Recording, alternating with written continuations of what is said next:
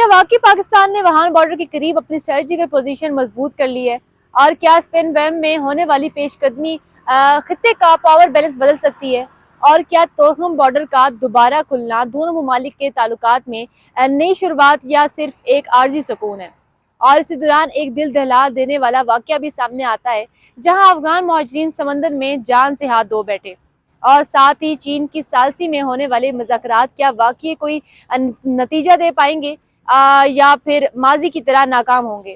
آج ہم آپ کو تمام اہم حقائق سادہ اور واضح انداز میں بتائیں گے۔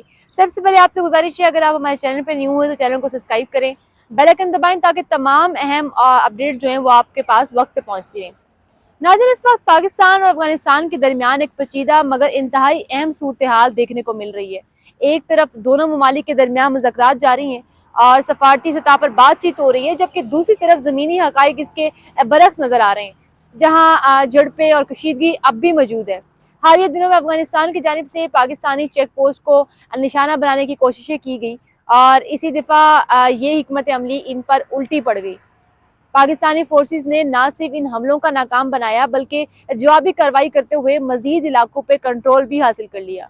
اسپن ورم کے علاقہ اس وقت سب سے زیادہ توجہ کا مرکز بنا ہوا ہے۔ یہ علاقہ جغرافیکل طور پر نہایت حساس ہے کیونکہ یہ جنوبی وزیرستان کے قریب واقع ہے اور یہاں سے آگے نورستان اور وہان کوریڈور جیسے اہم علاقے آتے ہیں۔ اطلاعات کے مطابق پاکستان نے یہاں پہلے ہی تقریباً 40 کلومیٹر تک پیش قدمی کی تھی، اور جب افغان جانب سے حملے کیے گئے تھے تو پاکستان نے مزید تقریباً 11 کلومیٹر اندر جا کر اپنی پوزیشنیں جو تھی وہ مضبوط کر لی تھی۔ اسی طرح مجموعی طور پر یہ کنٹرول 50 کلومیٹر سے زائد تک پہنچ چکا ہے، جو کہ ایک بڑی اسٹریٹجیکل کامیابی سمجھی جا رہی ہے۔ یہی سوال یہاں پہ ایک سوال پیدا ہوتا ہے کہ آخر اسپن وارم ہی کیوں اتنا اہم ہے؟ اس کی سب سے بڑی وجہ یہاں موجود قدرتی وسائل ہیں۔ اس علاقے میں گیس اور تیل کے ذخیرے جو ہیں وہ دریافت ہو چکے ہیں، جن پہ کام بھی جاری ہے۔ شیوا ون اور اسپن ویم جیسے منصوبوں کے ذریعے یہاں سے روزانہ کی بنیاد پر تیل اور گیس جو ہے وہ نکالا جا رہا ہے۔ اگرچہ یہ مقدار بہت بڑی نہیں، لیکن پاکستان کی معیشت کے لیے یہ ایک اہم اضافہ ضرور سمجھا جاتا ہے۔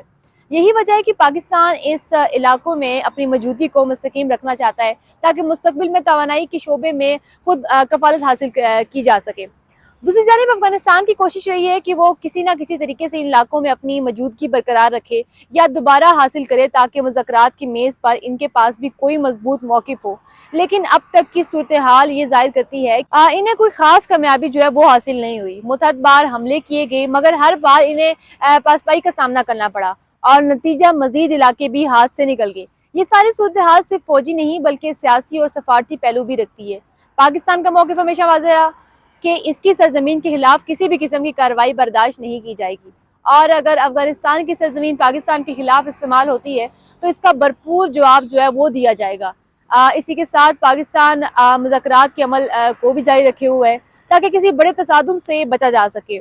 اب اس سارے معاملے کے بعد بات کرتے ہیں چین کی ثالثی میں ہونے والے مذاکرات کی طویل کشیدگی اور 3 ماہ تک جاری رہنے والی شدید صورتحال کے بعد بالآخر افغانستان نے تیسرے فریق کو شامل کرنے پر رضامندی ظاہر کی اور چین نے میزبانی کا کردار سنبھالا۔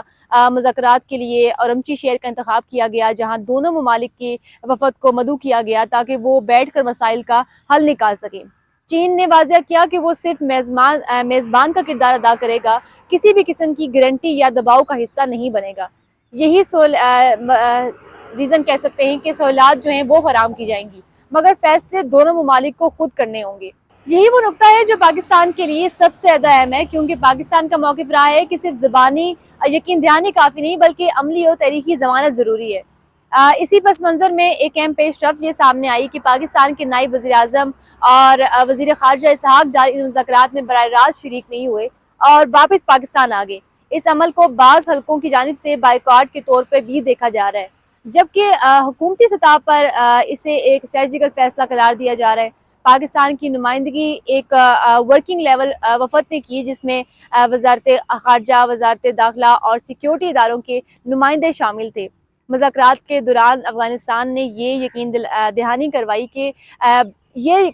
کی بات کی کہ اس کی سرزمین پاکستان کے خلاف استعمال نہیں ہوگی، لیکن ساتھ ہی یہ موقف بھی اختیار کیا کہ اگر کسی گروہ نے کہیں اور سے کارروائی کی تو اس کی ذمہ داری افغانستان پہ نہیں ہوگی۔